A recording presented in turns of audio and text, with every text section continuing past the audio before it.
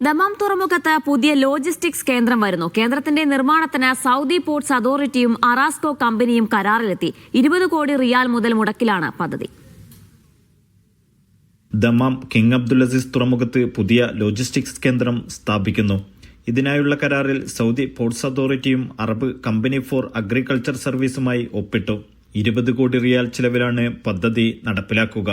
സൗദിയുടെ ഭക്ഷ്യസുരക്ഷ ശക്തിപ്പെടുത്തുക, രാജ്യത്തെ ഒരു ആഗോള ലോജിസ്റ്റിക്സ് ഹബ്ബാക്കി മാറ്റുക തുടങ്ങിയ ലക്ഷ്യങ്ങളിലൂന്നിയാണ് പദ്ധതി. 40,000 ചതുരശ്ര മീറ്റർ വിസ്തൃതിയിൽ ഒരുങ്ങുന്ന കേന്ദ്രം രാജ്യത്തെ വിതരണ ശൃംഖലയുടെ കാര്യക്ഷമത വർദ്ധിപ്പിക്കുന്നതിൽ സുപ്രധാന പങ്കുവഹിക്കും. പുതിയ ലോജിസ്റ്റിക്സ് കേന്ദ്രം തുറക്കുന്നതോടെ തുറമുഖത്തെ ധാന്യ ഇറക്കുമതിയിലും സംഭരണത്തിലും ശേഷി വർദ്ധിക്കും.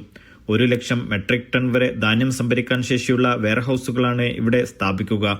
പദ്ധതി വഴി 3000-ലധികം നേരിട്ടും അല്ലാത്തതുമായ പുതിയ തൊഴിലവസരങ്ങളും സൃഷ്ടിക്കപ്പെടും. Naushad Irikkur, media 1, Dammam.